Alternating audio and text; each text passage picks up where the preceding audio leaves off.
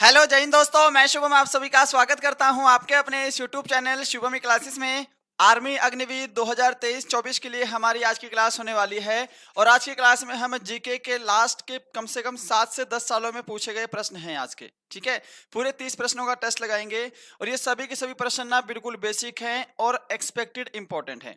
मतलब अब आर्मी ही छोड़ो, किसी भी एग्जाम की तैयारी कर रहे हैं तो ये 30 प्रश्न ऐसे हैं जो कि आपको पता होने चाहिए, जिनके बारे में आपको नॉलेज होनी चाहिए। सभी को टेस्ट कंप्लीट लगाना है, सभी प्रश्न एमसीक्यू में हैं। उम्मीद करूंगा इस सेशन सभी को हेल्पफुल लगेगा। चलिए अपनी क्लास स्टार्ट करते हैं। तो देखिएगा, पहला प्रश्न आपके सामने स्क्रीन पर है। पूरे प्रश्नों की संख्या 30 रहने वाली है और मैं ये चाहता हूं कि आप सभी इस 30 में से कम 25 के आसपास प्रश्नों का आंसर बिल्कुल सही से दें। ठीक है, पहला प्रश्न आपके सामने है, अमृत दीवान कप का संबंध किस खेल से है? इसका आंसर करिए। गुड मॉर्निंग सभी को। सर मैथ के भी क्वेश्चन लाइएगा, मैथ भी करवाएंगे जी। गुड मॉर्निंग सभी को, जय हिंद, सुप्रभात श्रीमान, सुप्रभात भाई।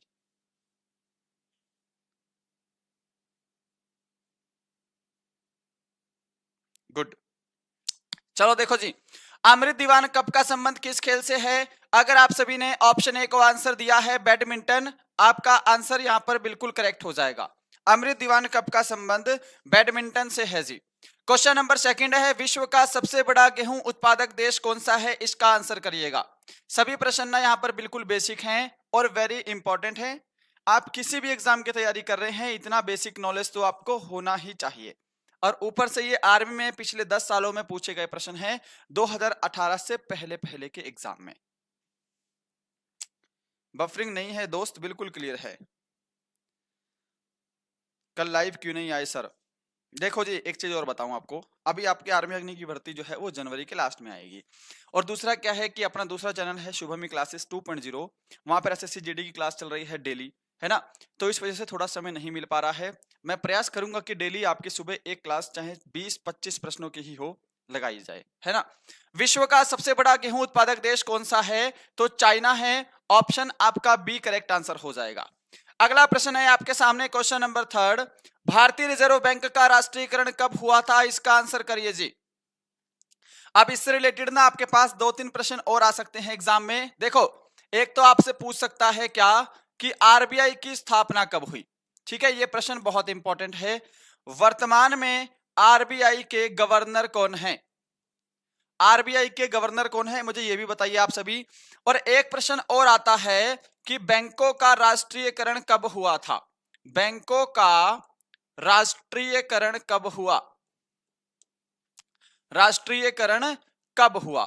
देखो, 14 बैंकों का राष्ट्रीयकरण हुआ था। यहां पर मैं ये डिटेल लिख देता हूं। यह है आरबीआई का राष्ट्रीयकरण। तो आरबीआई का जो राष्ट्रीयकरण हुआ था वो हुआ था 1949 में, 1 जनवरी 1949 को। सभी का क्लियर है? अगर एग्जाम में पूछेगा कि आरबीआई की स्थापना कब हुई तो यह भी ध्यान रखिएगा, 1 अप्रैल 1935 आरबीआई की स्थापना हुई थी। वर्तमान में गवर्नर कौन है? तो वर्तमान में आरबीआई के गवर्नर हैं शक्तिकांत दास। ठीक है, अब ये जो मैंने आपसे प्रश्न पूछा है ना, 14 बैंकों का राष्ट्रीयकरण कब हुआ, ये भी बहुत इंपॉर्टेंट है। तो आप सभी एग्जाम में क्या आंसर देंगे?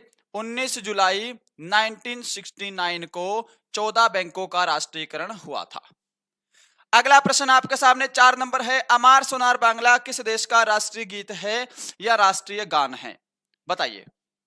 आपसे एक और प्रश्न पूछूंगा कि अमार सोनार बांग्ला के रचयिता कौन हैं? रचयिता कौन है? ये दोनों प्रश्न का आंसर जल्दी से जल्दी कमेंट बॉक्स में करिएगा।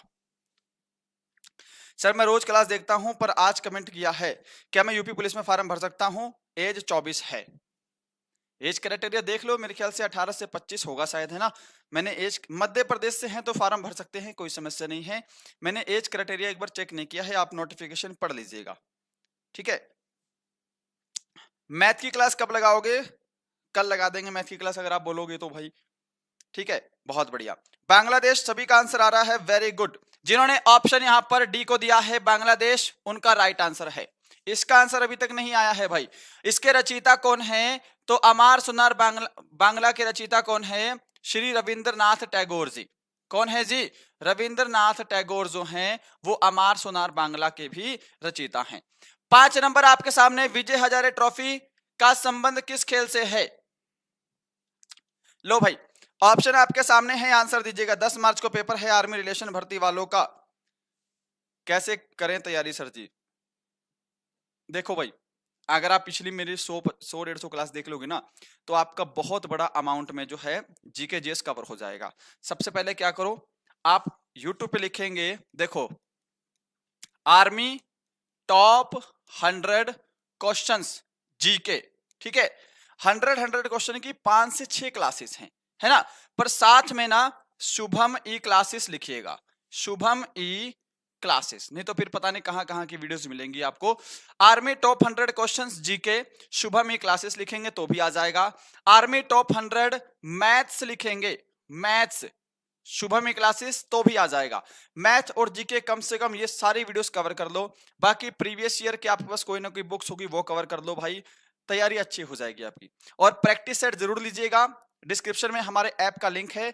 आर्मी अग्निवीर के हमारे पास बहुत सारे प्रैक्टिस सेट अवेलेबल हैं, प्रैक्टिस सेट लगाइएगा तभी आपका स्कोर भी इंक्रीज होगा, ठीक है। विजय हजारे ट्रॉफी का संबंध किससे है? क्रिकेट से है, ऑप्शन ए करेक्ट है जी। क्वेश्चन नंबर 6 है, पंचायती राज व्यवस्था कब लागू की गई? ये बहुत इंपॉर्टेंट है, यहां पर भी मैं आपसे 2-3 प्रश्न पूछने वाला हूं।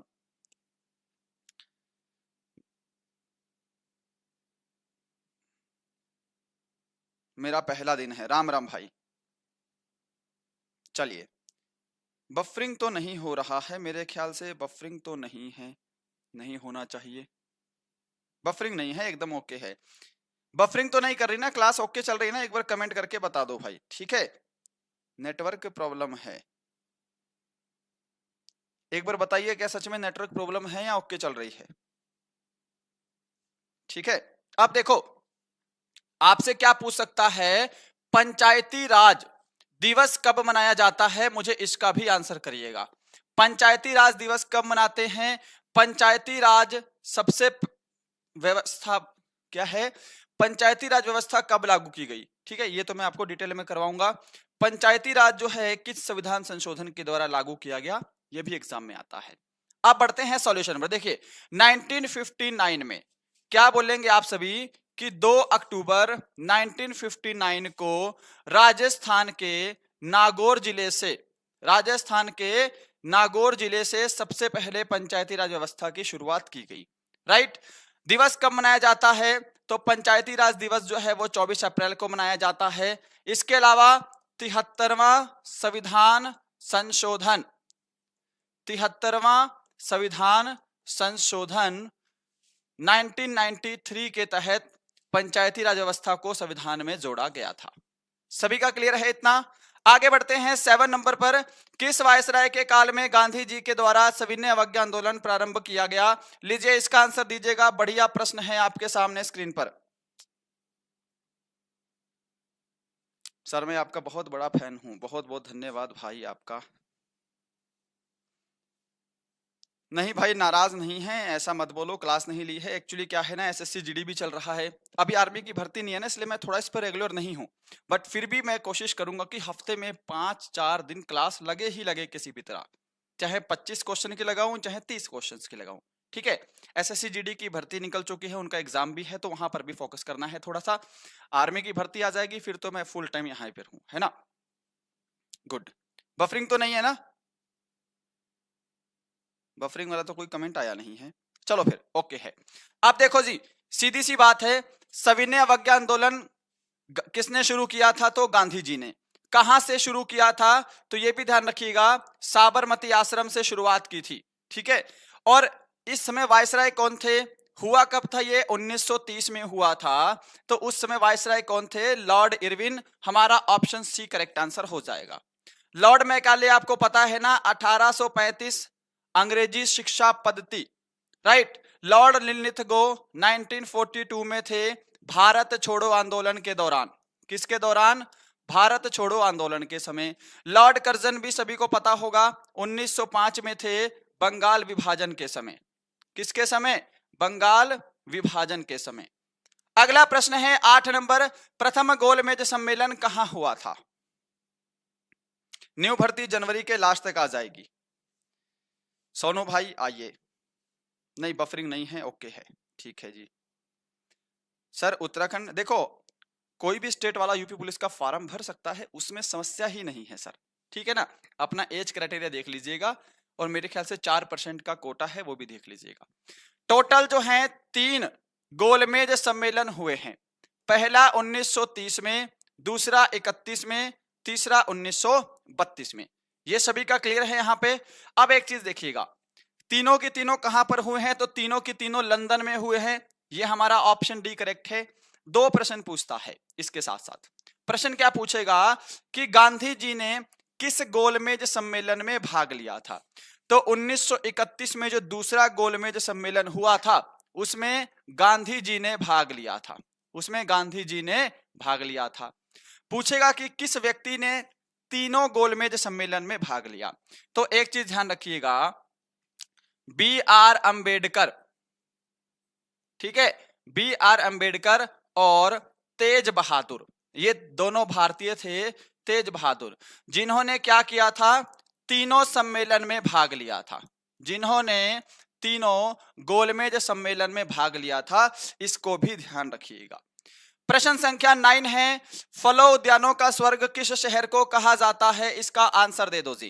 क्वेश्चन नंबर 9 का मुझे मैं तैयारी कर रहा हूं, कैसे करूं, 10 मार्च को पेपर है।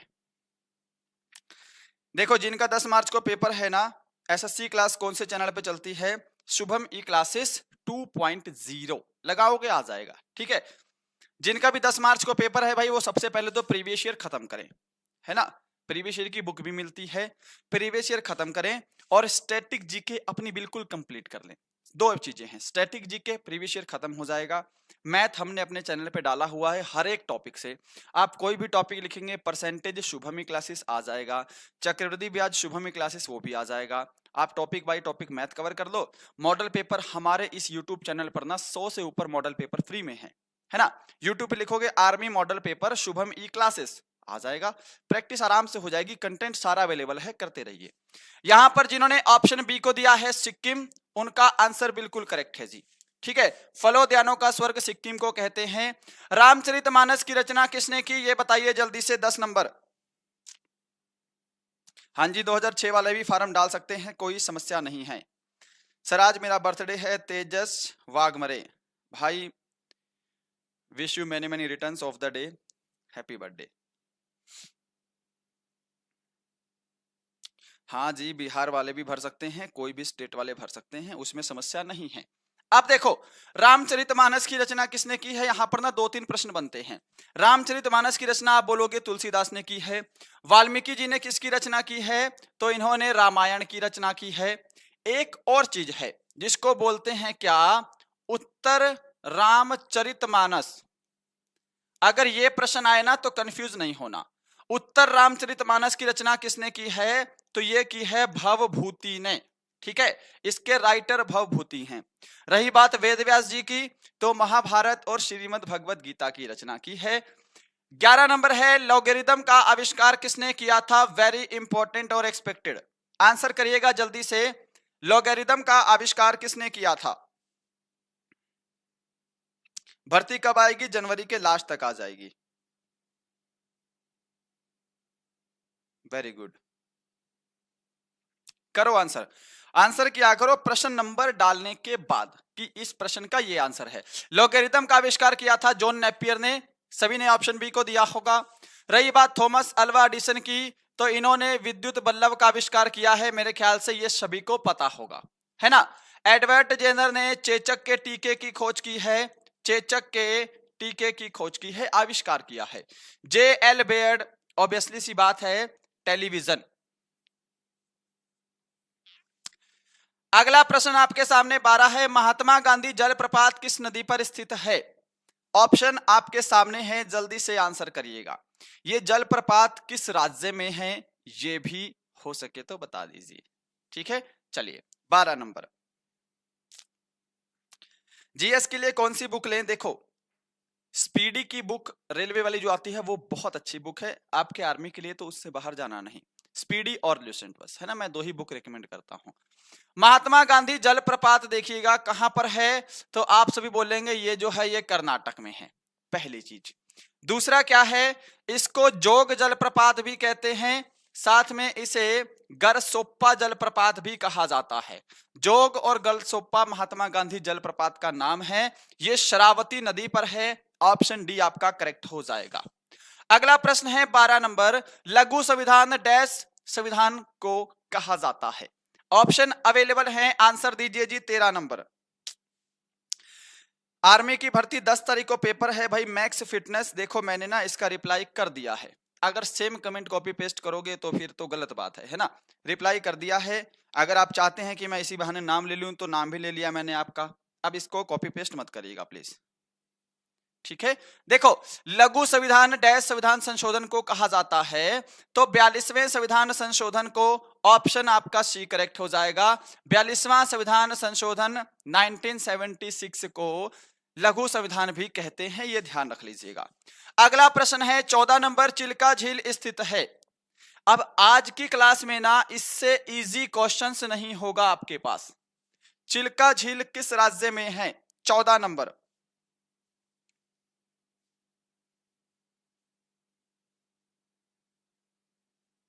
मैं आपका क्लास देखकर पहली 24 की भर्ती देखने जाऊंगा। बिल्कुल भाई, जरूर देखिएगा, सफल भी होंगे अगर मेहनत करोगे अच्छे से तो, ठीक है। ये ओडिशा में है, ऑप्शन सी करेक्ट है। ऋग्वेद का कौन सा मंडल पूर्णतः सोम को समर्पित है?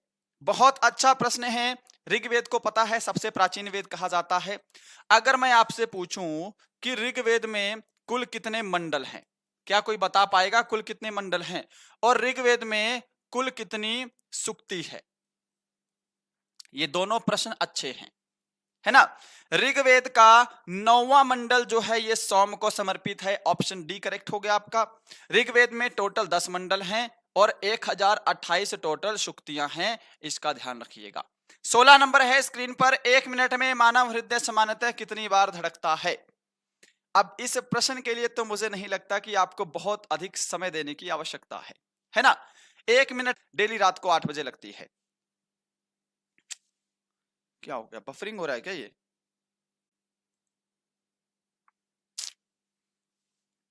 चलो जी,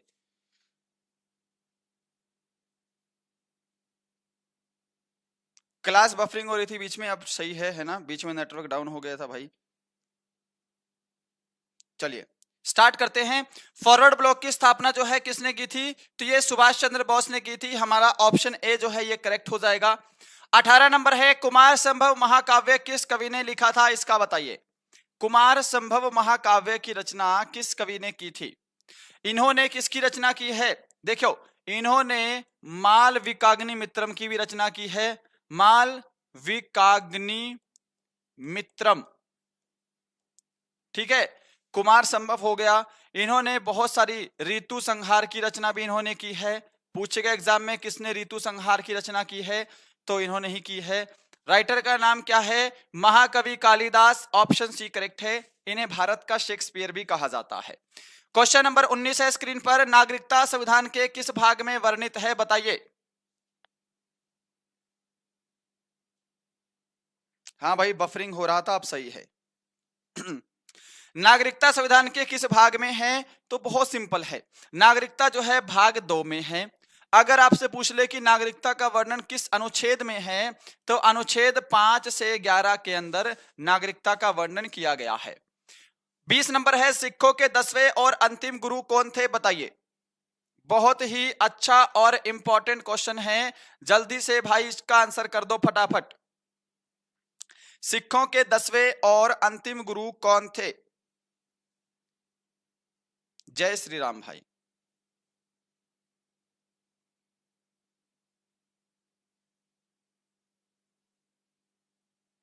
वेरी गुड। देखो, सिखों के 10वें और अंतिम गुरु की बात करेंगे तो गुरु गोविंद सिंह जी, हमारा ऑप्शन डी करेक्ट हो जाएगा। मैं आपसे 2 प्रश्न पूछ रहा हूं कि गुरु गोविंद सिंह जी का जन्म कहां हुआ, ये एग्जाम में प्रश्न आ सकता है, और इनकी मृत्यु कहां पर हुई है। ये दोनों की दोनों प्रश्नों का आंसर मुझे आप लोग अभी करिए। इसके अलावा गुरु नानक देव आपको पता है सिखों के पहले गुरु थे, है ना जी, राइट। अमरदास जी क्या है? सिखों के तीसरे गुरु थे। गुरु रामदास जी क्या हैं? सिखों के चौथे गुरु थे। गुरु गोविंद सिंह जी का जन्म कहां पर हुआ है? तो पटना साहिब में हुआ है। इनका जन्म कहां पर हुआ था? तो पटना साहिब में हुआ था। मृत्यु कहां पर हुई थी? तो मृत्यु हुई थी नांदेड़ में, महाराष्ट्र के नांदेड़ में। अगला प्रश्न है 21, जालियांवाला बाग हत्याकांड के विरोध में किसने केसर ए हिंद की उपाधि लौटाई थी? करो जी आंसर जल्दी से। यूपी पुलिस आ गई सर, 18 से 30 साल एज है। हाँ जी, यूपी पुलिस आज से अप्लाई होना शुरू। सर मैं गुजरात से हूँ, मैं लूसेंट की बुक ली, पर मैं तैयारी कैसे करूँ? लूसेंट की बुक ली है तो आप उसको अच्छे से पढ़ो, ठीक है ना। सरकारी हॉस्पिटल में जन्म हुआ था भैया, अब नहीं हो रही होगी बफरिंग, अब मेरे ख्याल से सही चल रहा होगा, ठीक है। जालियांवाला बाग हत्याकांड के विरोध में किसने केसर ए हिंद की उपाधि लौटाई थी? तो राइट आंसर हो जाएगा आपका ऑप्शन बी, महात्मा गांधी। क्या सभी ने महात्मा गांधी को दिया है? अगला देखिएगा 22 नंबर, राष्ट्रपति पर महाभियोग चलाने की लिखित सूचना राष्ट्रपति को कितने दिन पूर्व होनी चाहिए? बहुत ही बढ़िया प्रश्न है। अभी भी नेटवर्क प्रॉब्लम हो रही है क्या? अब तो मेरे ख्याल से नहीं होनी चाहिए भाई, देख लेते हैं। एक बार बताओ नेटवर्क प्रॉब्लम तो नहीं है ना, मैं दोबारा चेक कर लूंगा भाई, ड्रॉप ना हुआ हो नेट फिर से। यहां पर ऑप्शन बी करेक्ट हो जाएगा, राष्ट्रपति को 14 दिन पहले महाभियोग चलाने की सूचना देनी चाहिए। दूसरी चीज पूछेगा कि राष्ट्रपति पर महाभियोग चलाने की जो प्रणाली है वो किस देश से ली गई है? तो संयुक्त राज्य अमेरिका के संविधान से ये प्रणाली ली गई है। मेहरौली लौह स्तंभ कहां स्थित है? इसका आंसर दे दो जल्दी से, 23 नंबर। कुछ प्रॉब्लम नहीं है, ओके है, ठीक है बढ़िया। मेहरौली लौह स्तंभ कहां पर है? दूसरी चीज, मेहरौली का जो लौह स्तंभ है इसका निर्माण किसने करवाया है? क्या आप में से कोई बता पाएगा? बढ़िया प्रश्न है, बताइए जल्दी से, ठीक है। ये कहां पर है? तो ये दिल्ली में है। ऑप्शन सी अगर आप लोग आंसर दे रहे हैं तो बिल्कुल राइट है। रही बात इसका निर्माण किसने करवाया है, तो इसका जो निर्माण है वो किसने करवाया है? वो करवाया है चंद्रगुप्त द्वितीय ने। इसे चंद्रगुप्त विक्रमादित्य भी कहा जाता है, ध्यान रखिएगा। 24 है, संविधान के किस अनुच्छेद के अनुसार महान्यायवादी की व्यवस्था की गई है? बढ़िया है प्रश्न, आंसर दीजिए जी। अलीगढ़ की धरती से राम राम, प्रमोद ठाकुर भैया राम राम। ल्यूसेंट पढ़ने का सही तरीका, आप ल्यूसेंट छोड़ो, आप कोई भी बुक पढ़ेंगे मैं उसका सही तरीका बताता हूं। ये प्रश्न खत्म हो जाने दो, फिर थोड़ा सा मैं 5 मिनट का सेशन ले लूंगा, है ना। बीच में फिर डिस्टर्ब हो जाएगा, बहुत लंबी क्लास हो जाएगी। महान्यायवादी की बात करेंगे, अटॉर्नी जनरल ऑफ इंडिया। पहली बात, इसकी जो नियुक्ति है, महान्यायवादी की नियुक्ति कौन करता है? तो नियुक्ति करता है प्रेसिडेंट, यानी कि राष्ट्रपति इसकी नियुक्ति करता है। किस आर्टिकल के तहत? तो आर्टिकल 76 के तहत। अगला प्रश्न है, बीबी का मकबरा कहां स्थित है? बीबी का मकबरा कहां है? Option available, question number 25। Bhagalpur जानते हैं सर आप? बिल्कुल जानते हैं जी, भागलपुर बिहार, पता है। एनसीसी सर्टिफिकेट बेनिफ कट ऑफ में होगा, कट ऑफ में नहीं होगा, डॉक्यूमेंट वेरिफिकेशन के समय पर होगा, एग्जाम में नहीं होगा बेनिफिट उसका, ठीक है। नोटिफिकेशन जनवरी के लास्ट तक 90% चांस है। बीबी का मकबरा औरंगाबाद महाराष्ट्र में है, ऑप्शन सी करेक्ट है। अब मैं आपसे एक प्रश्न पूछ लूं, 10 सेकंड का समय है। औरंगाबाद का नया नाम क्या है? औरंगाबाद शहर का नया नाम क्या है? जल्दी से आंसर दे दो, ये बढ़िया प्रश्न है, फटाफट से आंसर करिएगा। क्वेश्चन नंबर 25 का मैंने आपसे पूछा है, प्लीज सर बता दीजिएगा, क्या बताना है जी? सर बुक से नहीं पढ़ा जाता, आपकी क्लास बढ़िया है। देखो भाई क्लास तो बढ़िया है, पार्थ ठाकुर ने सही आंसर दिया है संभाजी नगर, छत्रपति संभाजी नगर। बुक तो बढ़िया है पर, सॉरी क्लास तो बढ़िया है पर बुक्स भी पढ़नी चाहिए, क्योंकि मैं ये मानता हूं कि जब एग्जाम का समय आएगा ना लास्ट में, तो आपको बुक ज्यादा हेल्प करेगी। अगर आपने उस पर अंडरलाइन किया है या नोट्स बनाए हैं, वो ज्यादा हेल्प करती है, समय बचता है थोड़ा सा, है ना। क्या है देखो, छत्रपति संभाजी नगर, औरंगाबाद शहर का नया नाम क्या है? छत्रपति संभाजी नगर है, ये ध्यान रख लीजिएगा भाई, एग्जाम में पूछेगा तो घबराना नहीं। संसद में कौन सा सदन उच्च सदन कहलाता है? जल्दी से बताइए। देखो यहां पर मैं आपसे 2 प्रश्न बोलूं, अगर आपसे बोलेगा कि संसद के कितने अंग हैं, कितने अंग है ये बताओ, और संसद के कितने सदन हैं, संसद के कितने सदन हैं। ये दोनों की दोनों प्रश्न ना अलग अलग हैं, कंफ्यूज नहीं होना है, ठीक है। 26 नंबर आंसर दो। गुजरात से हूं और मैंने भैया मैं बोल रहा हूं कि लास्ट में बताऊंगा कैसे पढ़नी है ना, ये कॉपी पेस्ट करोगे तो फिर मजा नहीं आएगा। डेली क्लास नहीं चलता है, कोशिश करेंगे डेली चलाने का। दूसरी बात क्या, अभी आर्मी की अपनी भर्ती है नहीं, तो मैं सोच रहा हूँ कि हफ्ते में 5 या 6 दिन चलाएं, क्योंकि एसएससी जीडी की भर्ती आ चुकी है, उसकी एग्जाम डेट भी फाइनल है, तो उसकी क्लासेस हमारी चल रही हैं शुभमी क्लासेस 2.0 पे डेली रात को 8 बजे, ठीक है भाई। देखो संसद के ना टोटल अंग हैं 3, लोकसभा, राज्यसभा और प्रेसिडेंट यानी कि राष्ट्रपति। सदन कितने हैं, 2 हैं, लोकसभा और राज्यसभा। इसमें अगर उच्च सदन की बात करेंगे तो यह हो जाएगा राज्यसभा, ऑप्शन सी। लोकसभा क्या है, संसद का निम्न सदन है, लोअर हाउस है, इसका भी ध्यान रखिएगा। सभी का क्लियर है। अगला प्रश्न है 27 शक संवत किसने चलाया था, बताइए। मैंने आपकी क्लास का सारा क्वेश्चन लिखा है, 400 क्वेश्चन हो गए हैं।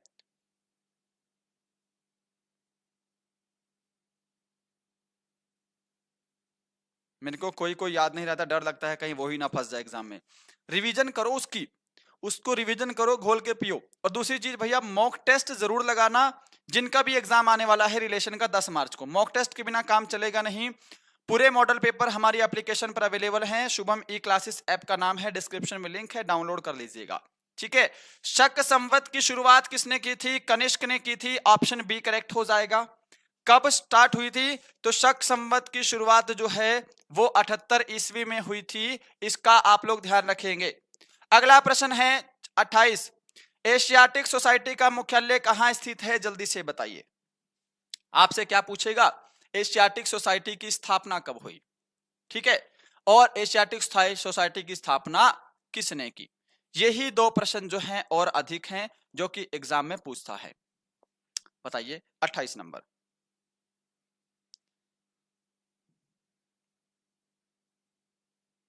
बढ़िया, कनिष्क आंसर दिया है आपने पिछले प्रश्न का, बहुत अच्छी बात है। अब देखो, एशियाटिक सोसाइटी की स्थापना सन 1784 में किसने की थी, सर विलियम जॉन्स ने की थी। किसने की थी जी, सर विलियम जॉन्स ने की थी। कहां पर की थी, कोलकाता में की थी, और इसका हेडक्वार्टर भी कहां पर है, तो कोलकाता में है। विकल्प डी आपका करेक्ट है जी। ये आज का सेकंड लास्ट है। कनिष्क किस धर्म का अनुयायी था, बताइए। कनिष्क किस धर्म का अनुयायी था, ठीक है। इसमें एक प्रश्न और बनता है। देखो पहली बात, कनिष्क जो है ये बौद्ध धर्म का अनुयायी था, ऑप्शन बी। अगर आपसे पूछ ले कि बौद्ध धर्म की किस शाखा से संबंधित था, बौद्ध धर्म की 2 शाखाएं हैं ना, बौद्ध धर्म की किस शाखा से था, तो आपको पता है 2 शाखाएं हैं, महायान और हीनयान, पता है ना। हीनयान और महायान किस धर्म की 2 शाखाएं हैं, तो बौद्ध धर्म की। अब जो कनिष्क है ना, वो महायान शाखा से संबंधित था, ये भी आप लोग ध्यान रखिएगा जी। ये क्वेश्चन नंबर 30 है आज का लास्ट। इसके बाद एक प्रश्न होमवर्क का है, लेकर जाइएगा, पहले इसका आंसर दे दो। पाक जल संधि किन 2 देशों के मध्य स्थित है, क्वेश्चन नंबर 30 स्क्रीन पर। एआरओ की कट ऑफ कितनी जाएगी फाइनल में भैया, एआरओ की कट ऑफ कौन से एआरओ की, आगरा एआरओ की कट ऑफ। देखो अगर पिछले के हिसाब से बात कर रहे हो तो मेरे हिसाब से ना 150 के आसपास रहेगी, 150 के आसपास, ठीक है। पाक जल डुमरू मध्य किन 2 देशों के मध्य है, तो भारत और श्रीलंका, ऑप्शन बी आपका राइट आंसर हो जाएगा, ठीक है जी। तो यही था आपका आज का सेशन, उम्मीद करूंगा सेशन पसंद आया होगा। आर्मी अग्निवीर के पिछले 10 वर्षों में पूछे गए हमने 30 महत्वपूर्ण प्रश्न डिस्कस किए हैं। यह होमवर्क का प्रश्न है, इसका आंसर कमेंट बॉक्स में दीजिएगा। सतीश धवन सेंटर कहां स्थित है, बेंगलुरु, कर्नाटक, आंध्र प्रदेश, तमिलनाडु। और दूसरी चीज, एसएससी जीडी और स्लैश में क्या है, यूपी पुलिस। अगर आप लोग इन दोनों एग्जाम की भी तैयारी कर रहे हैं तो हमारा दूसरा चैनल है जिसका नाम है शुभम ई क्लासेस 2.0, इसको यूट्यूब पर सर्च करके सब्सक्राइब कर लीजिएगा। डेली रात को 8 बजे इस पर क्लासेस होती हैं, सभी को क्लासेस अटेंड करनी है भाई। ठीक है, जो भी एसएससी जीडी यूपी पुलिस की कर रहा है और साथ में आर्मी की भी तैयारी कर रहा है, इसमें लेवल अच्छा है तो मैं इसी हिसाब से तैयारी यहां पर करवा रहा हूं। ठीक है भाई, सभी का क्लियर है। आर्मी की आईडी लॉक हो गई है, टुनटुन शर्मा, उसका फॉरवर्ड पासवर्ड कर लीजिए, पासवर्ड चेंज कर लीजिए, ओपन हो जाएगी। और बार बार ट्राई करोगे रॉन्ग पासवर्ड डाल के तो फिर लॉक हो जाएगी, है ना, ध्यान रखिएगा। Nice session sir, love you भाई। बेंगलुरु, ये बेंगलुरु है, ये गलत आंसर दे दिया आपने, क्या बात है भाई, गलत आंसर है इसका। बेंगलुरु में तो इसरो का हेडक्वार्टर है, इसरो। आप कहां से हैं? मैं हूं हरियाणा से, डिस्ट्रिक्ट अंबाला है अपनी, ठीक है। नोटिफिकेशन जनवरी के लास्ट तक आएगा भाई। मैं शुभम आप सभी का स्वागत करता हूं, बढ़िया। रेलवे के स्पीडी कैसे पढ़े? देखो, अच्छा मैं आपको बुक बताऊं ना, आप लोग पूछ रहे थे, आप कोई भी बुक ले लेना, मैं सिर्फ 2 सेकंड ही लूंगा, डिटेल में नहीं बता सकता, एक थोड़ा सा सेकंड लेते हैं। आप लूशन की बुक ले लो, चाहे ले लो आप स्पीडी की बुक, ठीक है। इसको आपको 3 पार्ट में डिवाइड कर लेना है, पहला चीज 3 स्लॉट में। देखो, सबसे पहले आप लोग क्या करेंगे, हिस्ट्री के साथ साथ आप लोग जियोग्राफी लेकर चलेंगे। हिस्ट्री और जियोग्राफी आप लोग क्या करेंगे, देखो एक टारगेट बनाइएगा, या तो समय को टारगेट बना लीजिए, या फिर देख लो कि मुझे हिस्ट्री के भाई आज 10 तो ज्यादा हो जाएंगे डिटेल में पढ़ेंगे तो, मुझे आज हिस्ट्री के कितने पेज पढ़ने हैं, 5 से 6 पेजेस पढ़ने हैं, ठीक है। 5 से 6 पेजेस हिस्ट्री के पढ़ लो और 4 पेजेस आप किसके पढ़ लो, जियोग्राफी के पढ़ लो। टोटल आपके 10 पेजेस हो जाएंगे ये, ठीक है ना। और इन 10 पेजेस को पढ़ने में ना आपको 1.5 घंटे के आसपास लगेगा, 1.5 से 2 घंटा भी लगेगा अगर आप लोग बिल्कुल शुरू से पढ़ रहे हैं, ठीक है। इसके बाद थोड़ा रेस्ट ले लो, या फिर मैथ का सेक्शन उठा लो बीच में, लगातार जीके मत पढ़ना, कंफ्यूज हो जाओगे। बीच में आप रीजनिंग उठा सकते हैं, रीजनिंग की आप प्रैक्टिस कर लीजिएगा प्रीवियस ईयर की 30 मिनट, फिर आप 1 से 1.5 घंटे का रेस्ट ले लो, ठीक है। फिर दूसरे स्लॉट में आप लोग क्या करेंगे, आप लोग पॉलिटी प्लस स्टैटिक जीके का पार्ट उठाएंगे, ठीक है। पॉलिटी और स्टैटिक जीके, इसके भी 5 से 6 बज पढ़ लेंगे, इसके भी 2-3 टॉपिक पढ़ लेंगे, टोटल आप इसमें भी 1.5 घंटे के आसपास का समय देंगे, ठीक है। फिर थोड़ा सा रेस्ट ले लो या मैथ बीच में कर लो, आप इसके बाद मैथ कर लीजिएगा थोड़ा सा बीच में, मैथ को आपको 1 घंटे के आसपास देना है, एक टॉपिक पढ़ लीजिएगा कोई सा, ठीक है, या फिर आप प्रैक्टिस कर लीजिएगा। फिर जो आपका लास्ट का सेक्शन बचता है उसमें आप लोग साइंस उठाएंगे, साइंस को भी आप लोग 1 घंटे से अधिक का समय देंगे। टोटल 5 से 6 घंटे की स्ट्रेटजी ही बता रहा हूं, बहुत ज्यादा नहीं। अब एक चीज ध्यान रखिएगा, जैसे आप ये पढ़ेंगे जो आपको इंपॉर्टेंट लगता है उसको अंडरलाइन करिएगा, या फिर किसी नोटबुक में नोट कर सकते हैं, कोई समस्या नहीं है, एक नोटबुक बना लीजिएगा, ठीक है। अगले दिन जब आप दोबारा से पढ़ना शुरू करेंगे तो पहले आप पिछला वाला जितना आपने पढ़ा है, हिस्ट्री का सेशन उठाएंगे तो पहले जो पिछला वाला जितना पढ़ा है इसको रिवाइज करेंगे, फिर आगे जाएंगे, ठीक है। और दोबारा रिवाइज करने पर आपको लगता है कि भाई ये चीज तो कल पढ़ी थी आज माइंड से उतर गई, उसको नोटबुक में नोट कर लेंगे या हाईलाइट कर लेंगे। ऐसे ही अगले दिन जब आएंगे तो पिछला रिवाइज करेंगे, अगले दिन आएंगे तो पिछला रिवाइज करेंगे। और बीच बीच में ना वीकली टेस्ट लगा लिया करो, है ना। वीक में एक दिन आप नया कुछ मत पढ़ना, जो आपने पूरे हफ्ते में जो भी पढ़ा है, ठीक है, उस पूरे हफ्ते में जो भी पढ़ा है इसको आप 4 से 5 घंटे में बैठकर आराम से रिवाइज करेंगे। आप ये स्ट्रेटजी फॉलो करिए, दिल से फॉलो करिए, सिर्फ 1 मंथ में ही आपको रिजल्ट देखने को मिलेगा। बस ये ध्यान रखिएगा, साथ में ना प्रीवियस ईयर क्वेश्चंस का रोज रात को सोने से पहले एक टेस्ट लगा लिया करो ताकि आपको आसानी हो जाए, ठीक है। चलिए फिर, उम्मीद करूंगा सेशन पसंद आया होगा, मिलते हैं कल, तब तक के लिए जय हिंद जय भारत।